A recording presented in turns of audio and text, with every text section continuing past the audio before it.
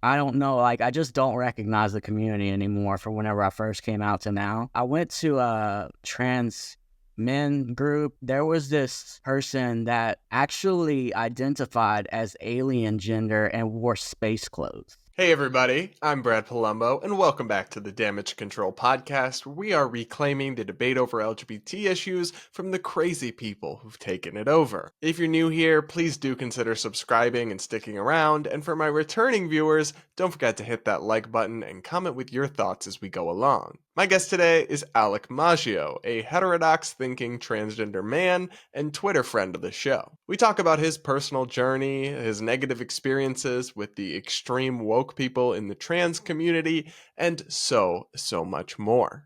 Then, as always, I round out the show by putting myself through torture and reacting to cringe LGBT TikToks for your viewing pleasure. Without further ado, let's get into it. Alec, thanks for coming on the show.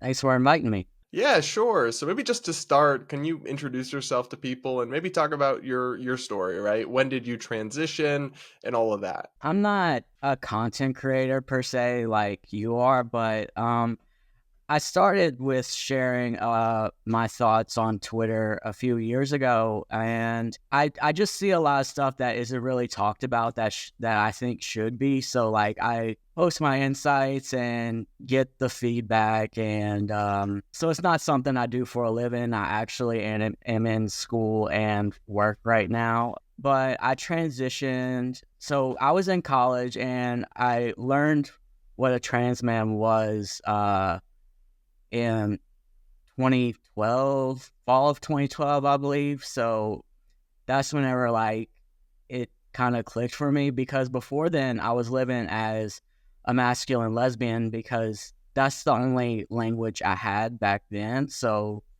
I kind of latched onto the masculine lesbian, even though it wasn't the perfect fit for me, so to speak. So like the straight girl shoes, they're way too small that I couldn't even fit my toes in them. The masculine lesbian shoes, they were a little bigger, but still didn't fit. No, that makes sense. I hear from a lot of people like that. Looking back, were you somebody who always felt like a boy on the inside from a young age? Oh yeah, very much so. My mom actually told me this story that whenever she gave me the birds and the bees talk, she apparently I had asked her when I would start producing sperm. That's funny. Yeah. So I wonder then, because it sounds like you're kind of the old-fashioned version of a trans person, right? Gender dysphoria from a young age, wanting to live as the opposite sex, transitioning as an adult. What do you think of kind of the newfangled wave of this, where people just suddenly at 15 or at 20 decide they're trans, having never really felt like the opposite gender growing up or anything like that? Or they declare themselves non-binary and they say that's the same thing as trans. What's your perspective on that, having gone through the more orthodox and traditional path that is very different from a lot of what we're seeing today? I think because of the expansion of what it means to be transgender, it has people who would have been labeled just gender nonconforming back in the day. They're getting labeled transgender, which I mean, like I'm very much a person that, says do what makes you happy, but at the same time, it's like I transitioned in 2014. I waited a couple years because I was competing in collegiate powerlifting at the time, and I waited until I graduated college to transition. It's just like, I don't know, like I just don't recognize the community anymore from whenever I first came out to now. For example, I went to a trans men group, like F to M trans group in person and recently, and there was this person that actually identified as alien gender and wore space clothes. No, you're joking. No, like I'm in all out serious. I'm serious. What? Yes, like I even tried to understand. I still just don't get why you would call that a different gender. So this person was on the autism spectrum like I am, and I remember back in the day we had a website called Wrong Planet. And I guess because you feel like you're on a different planet whenever you're trying to learn to socialize, because autism is essentially like not learning social things the natural way. You have to like be told like, this is what you say, and like you learn directly. And then they also said that they were operated on so much, having had bottom surgery, that they felt like an alien in an autopsy. And Oh, it's that's like, heartbreaking. yeah, so it's like I kind of understand the angle they're coming from. I just don't understand why it's a new it's like I don't understand how it makes it a new gender, so to speak.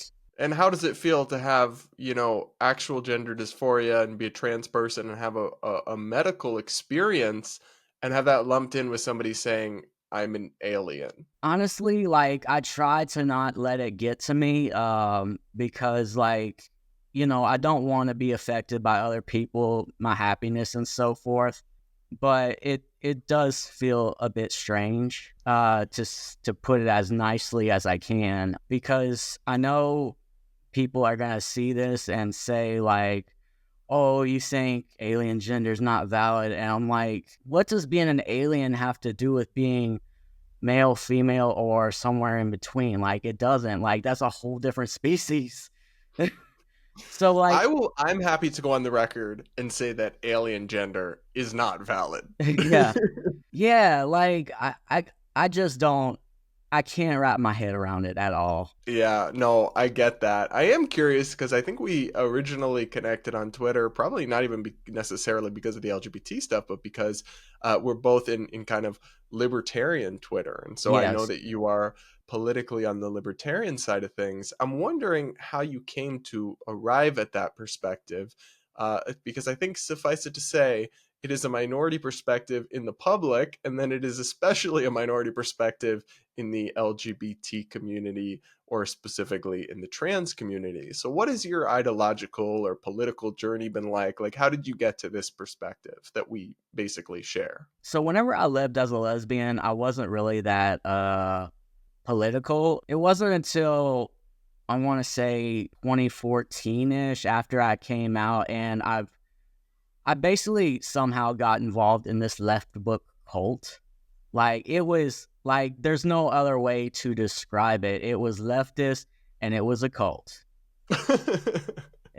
Because Like, not as hyperbole, like this was actually a group that was kind of a cult. was cutting me off from my friends and family, all kinds of cultish shit. You couldn't ask questions or you'd Wow. get canceled. I made the mistake of asking a question in 2018, and over 200 comments in 2 hours later, and having my job called to get me fired, I had to delete social media. Wow. What was this? Like a Reddit community, or No, what kind of Facebook. Left book Facebook? meaning Facebook, yeah. Wow. And I got blackmailed.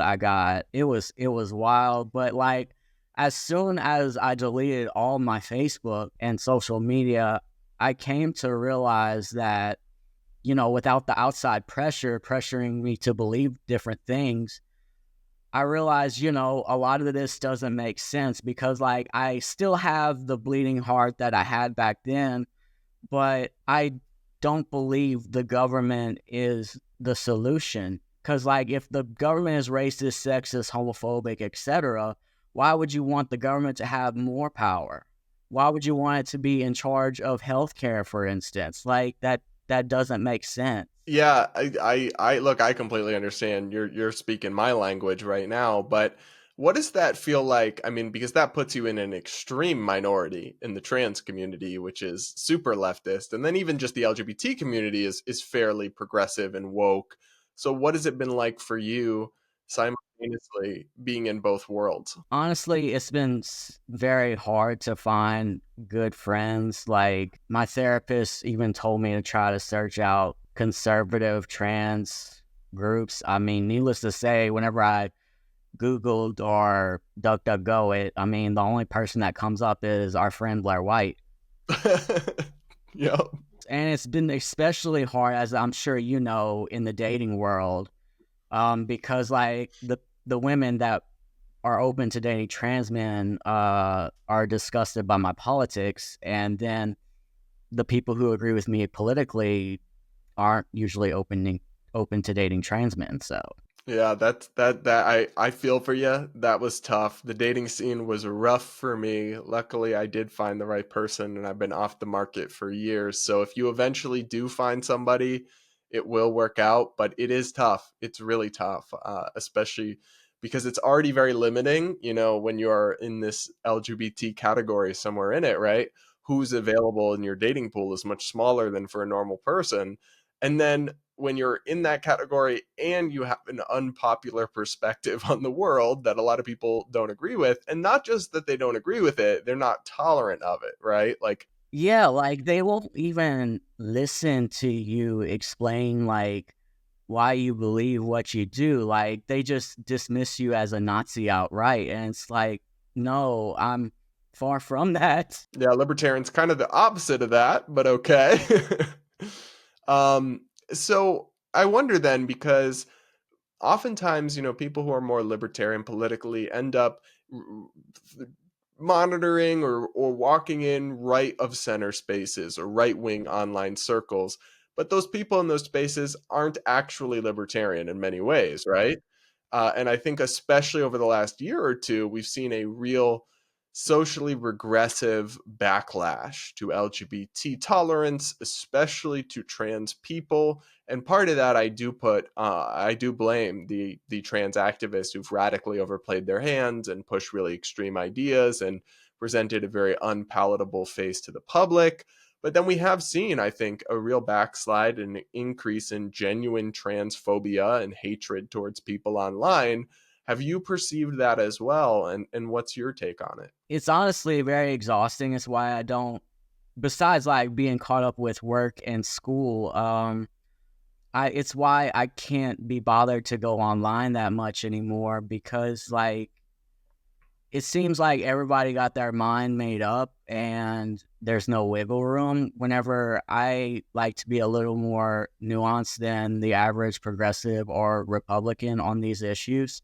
But I feel like the activists have done a very good job at fear mongering, and LGBT sites will lie through omission on certain issues as well. It's hard to combat, is what I'm saying.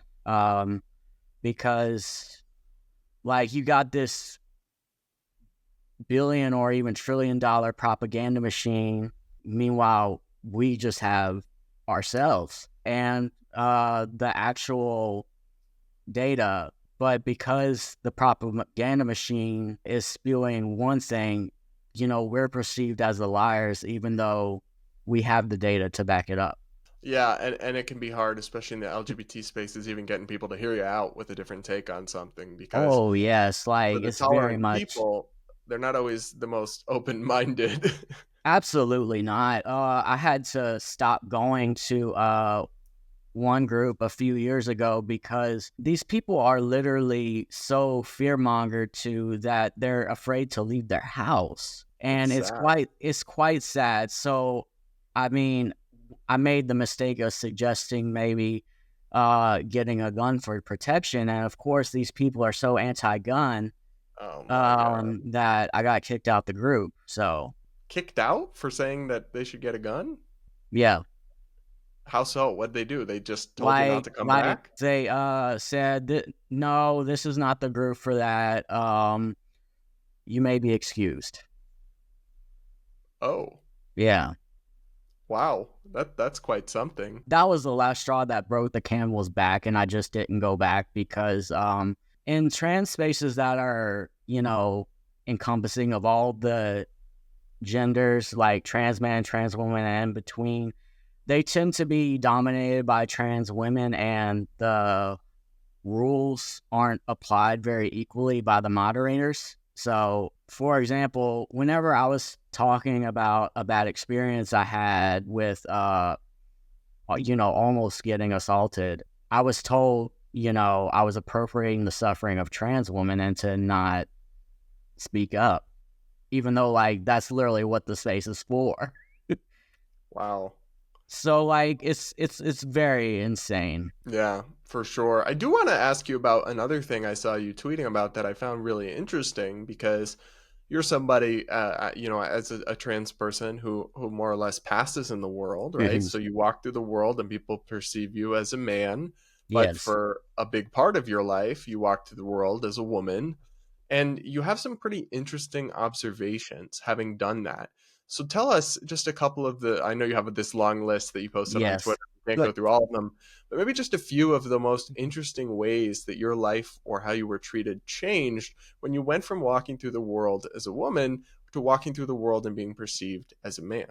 obviously I'm not going to remember all of them, but the first one that comes to mind that is the most I guess you could say it was weird whenever I first experienced it is my dry, sarcastic sense of humor. Like I'd be seen as a bitch, as a woman, and now like people actually laugh whenever I say something sarcastic or whatever. And then but there's also like some hardships that like people don't talk about whenever you're a guy. Like all the things like you hear feminists talk about, like being hard as a woman, like you're not taken as seriously, you're interrupted a lot at work. All that stuff is true, but also like it's not sunshine and roses being a man either. For example, masculinity is essentially pathologized by the psych industry.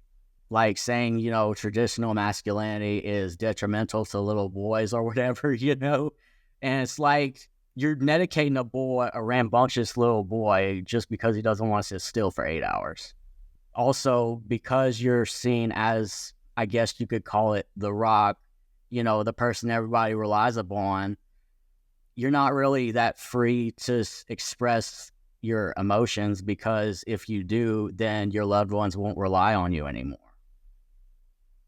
And it's stuff like that that I think goes unnoticed from the man's perspective.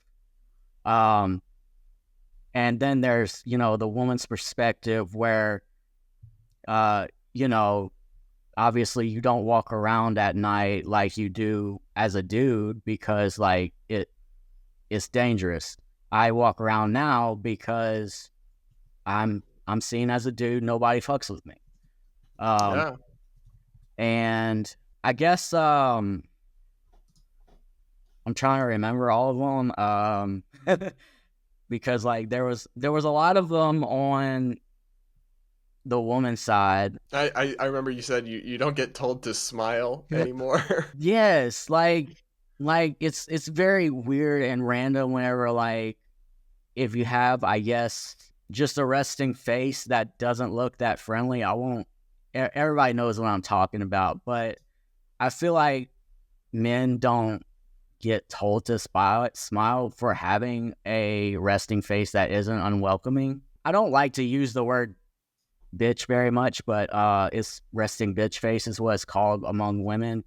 Mhm. But if you have that, or if you're just not smiley enough, you will get told to smile as a woman. And like I'm sure the women watching this are nodding their heads like, yes.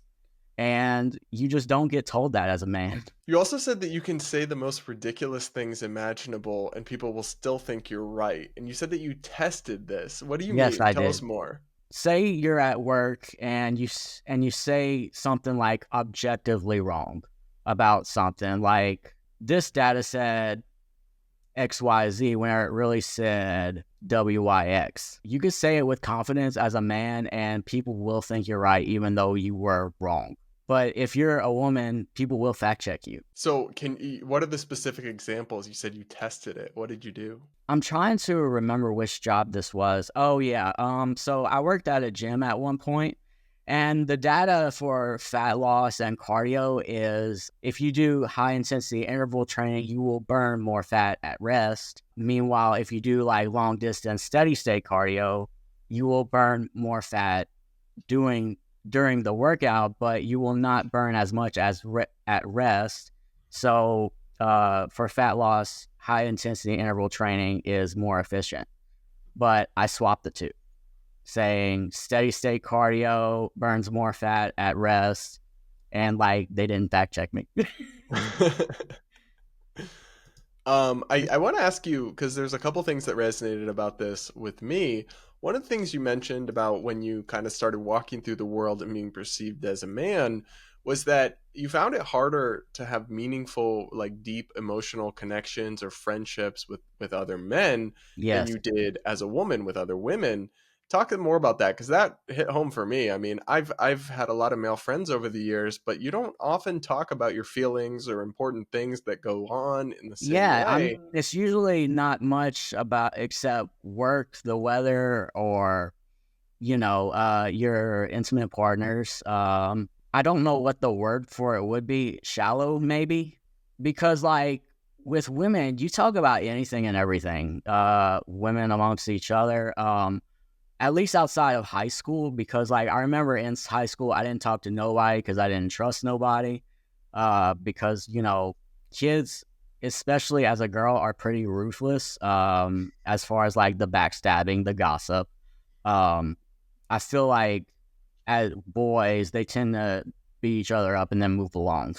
Outside of high school, I realized after I transitioned to with testosterone and interacted with regular men, not trans men, because like among trans men there's a camaraderie and a safety we feel with each other for the most part, that we'll talk Unless you about start saying anything. crazy libertarian stuff. Yeah, until then, yeah. Actually go back and forth with my best friend. He's a trans man, but he's a liberal, so we send memes back and forth just to get at each other.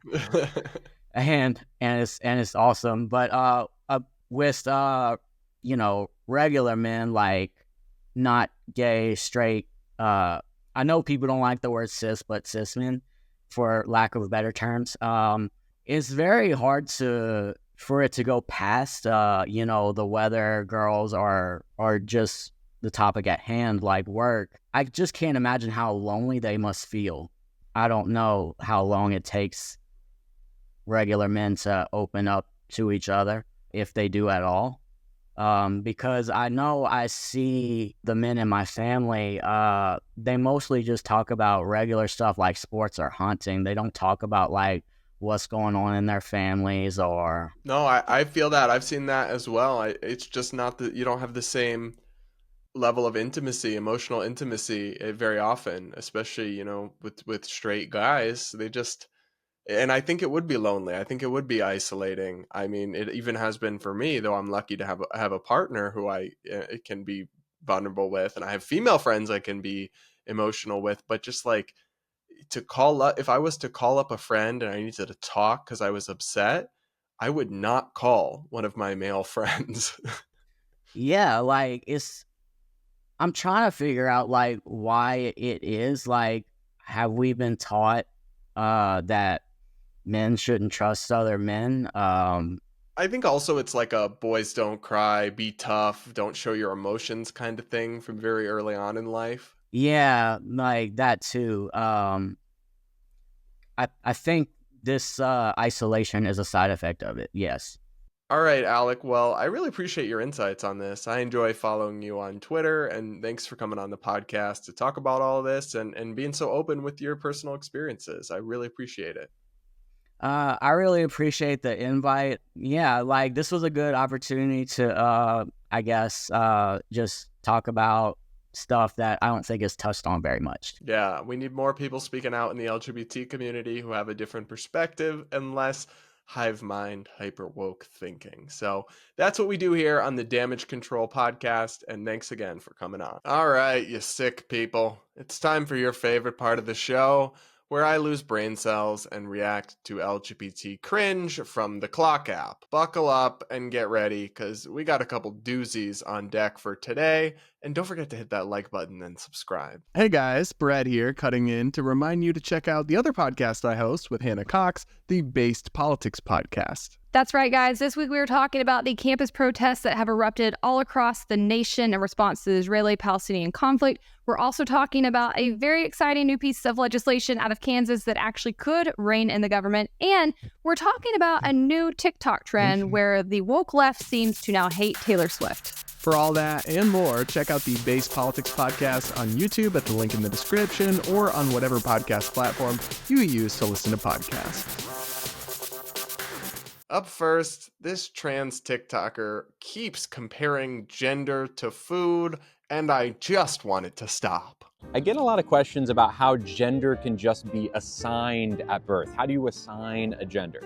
This is how. So when we're born, we're assigned one of two different sugar packets. There's the pink one for girls and the blue one for boys. The way they determine which sugar packet you get is an educated guess based on your body. So typically when people have bodies like mine, they will give you a blue sugar packet.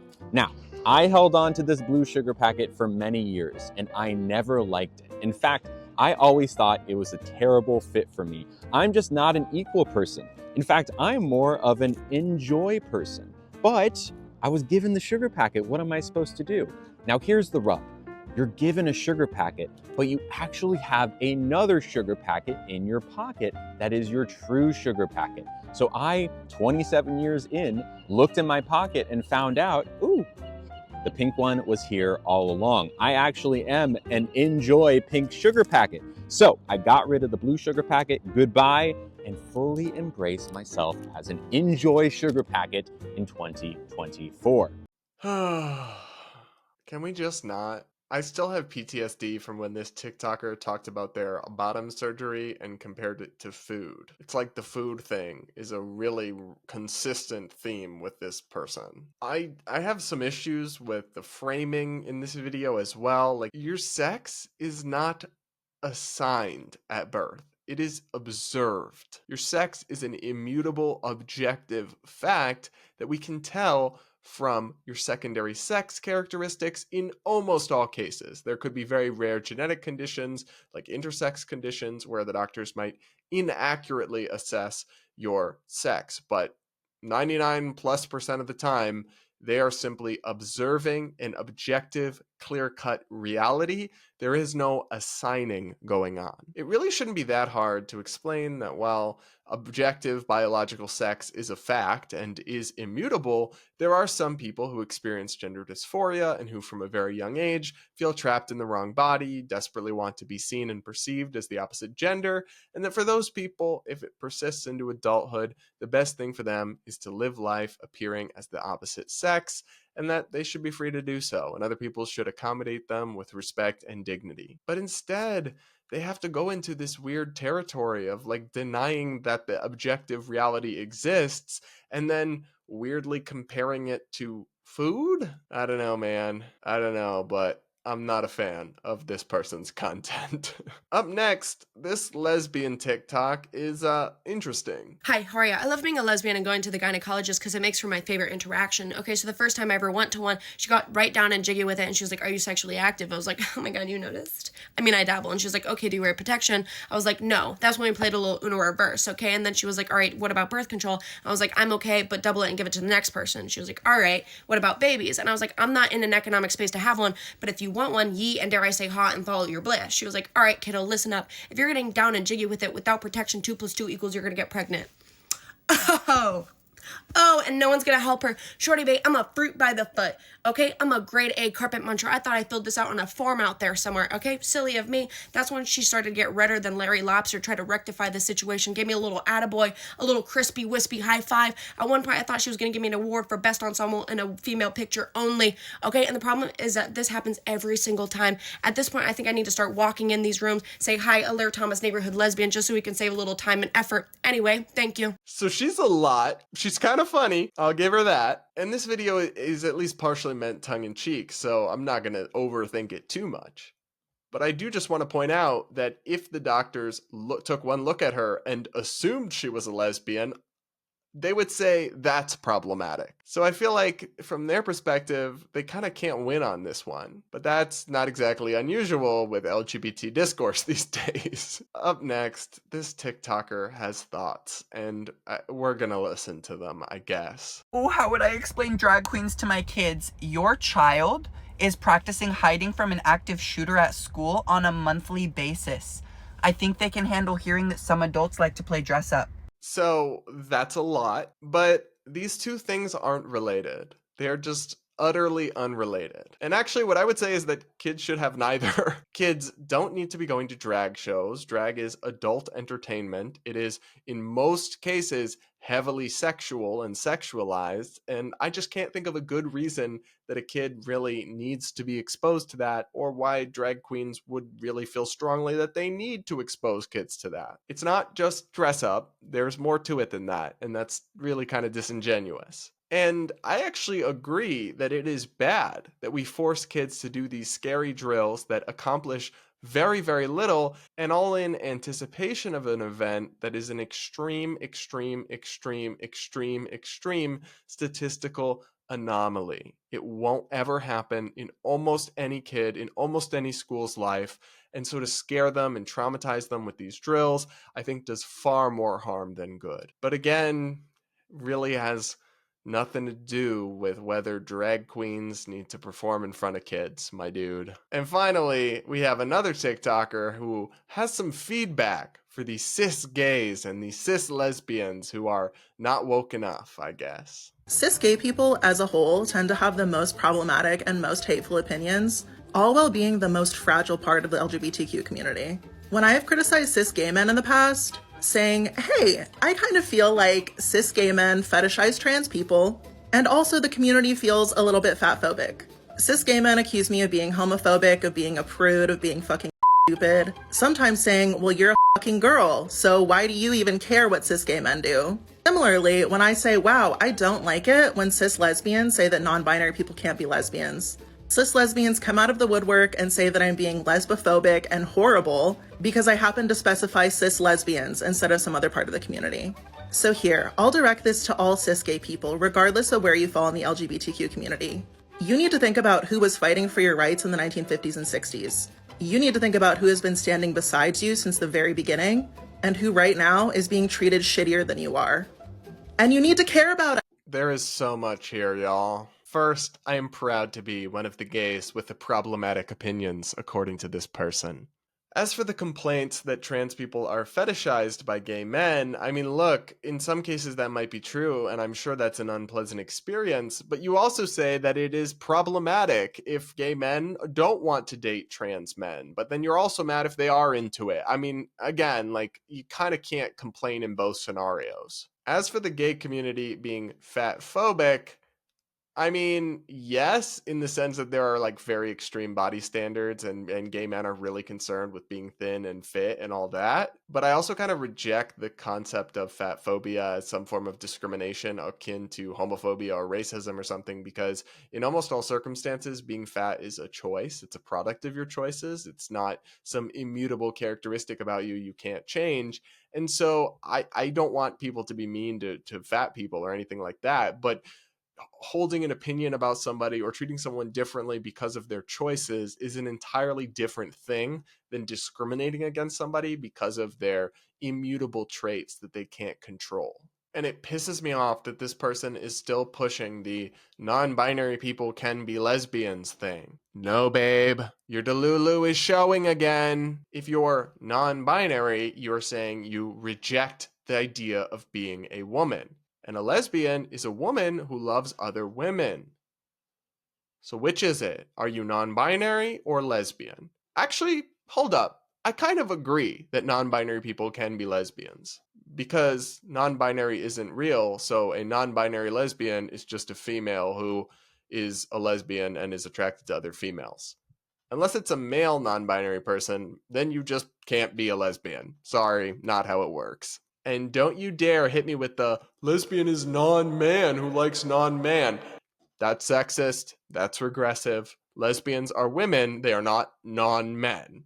So yes, babe, I'm not surprised the lesbians do call you lesbian phobic or lesbophobic or whatever the term is for saying that, because you kinda are. And I just cannot stand this weird historical revisionism that somehow gay people owe all their rights to trans people. Which also, like, objectively doesn't apply to non-binary people like this individual. There were no non-binary people at the Stonewall riots.